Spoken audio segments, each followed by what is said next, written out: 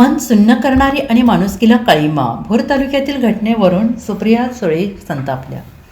पुण्यातील भोर तालुक्यातून एका 4 वर्षीय मुलीवर एका 65 वर्षाच्या नराधमाने अत्याचार करून तिची निर्घृणपणे हत्या केली आहे. भोर तालुक्यातील नसरापूर येथे हा प्रकार घडला. ही अल्पवयीन मुलगी नसरापूरला तिच्या आजीकडे उन्हाळ्याच्या सुट्टीकडे आली होती. त्यावेळी एका 65 वर्षाच्या नराधमाने तिला जवळच असलेल्या गुरांच्या गोठ्यात नेऊन तिच्यावर अमानुषपणे अत्याचार करून तिची हत्या केली. जेव्हा मुलगी सापडेना तेव्हा तिची शोधाशोध झाली.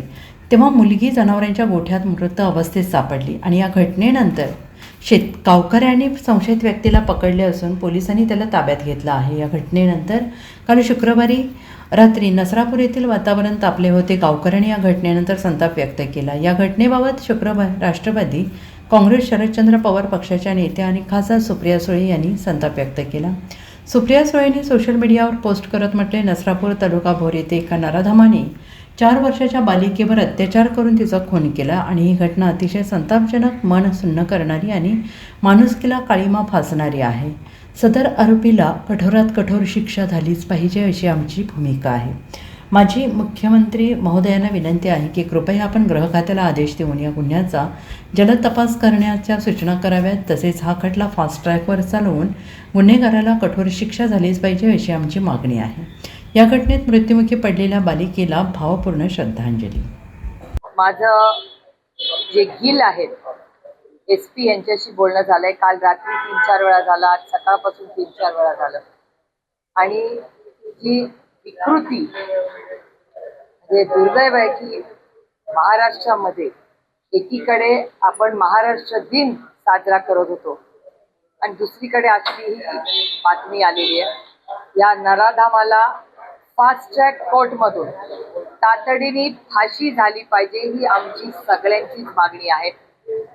अतिशय गलिच्छ म्हणजे माणुसकीला लाजवणारी ही सगळी जी कृती आहे याच्यासाठी आपल्याला आठवत असेल एक काळ असा होता जेव्हा उद्धवजींचं सरकार होतं तेव्हा एक शक्ती कायदा आपण आणला होता.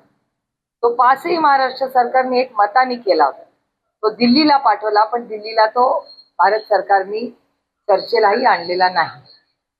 त्यामुळे दुर्दैव आहे. माझी हात जोडून भारत सरकार आणि महाराष्ट्र सरकारला विनंती आहे की महिला सुरक्षिततेबद्दल याच्याबद्दल प्राधान्य, नागरिकांची सुरक्षितता हा मूलभूत अधिकार आहे.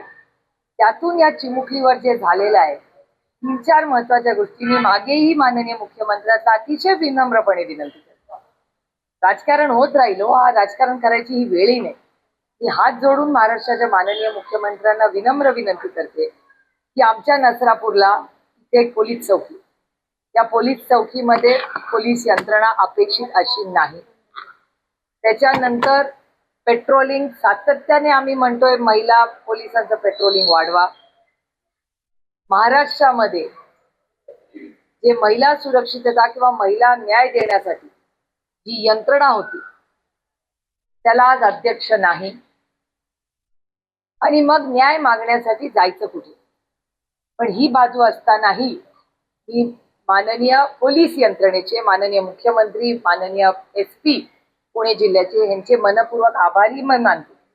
एक गोष्ट त्यांनी केली, ही मान्य केली पाहिजे आपण. काल हे झाल्यापासून तातडीने अटक झाली आणि पोलीस यंत्रणेने साथ दिली आहे नागरिकांना.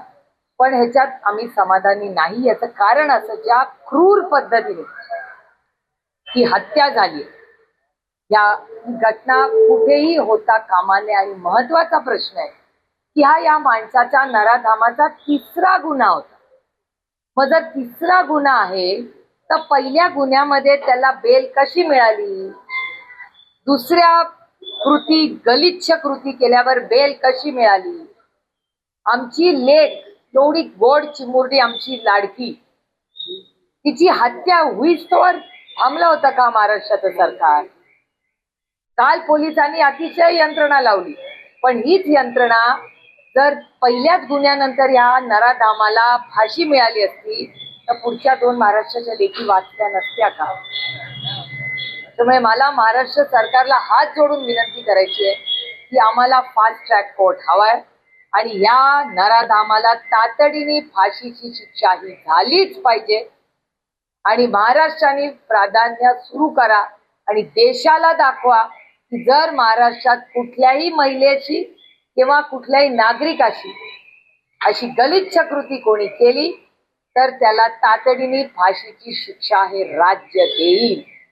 हा एक मेसेज हे अपेक्षित आहे आम्हाला महाराष्ट्राच्या सरकारकडून. Bureau report SPN Marathi, Bhor.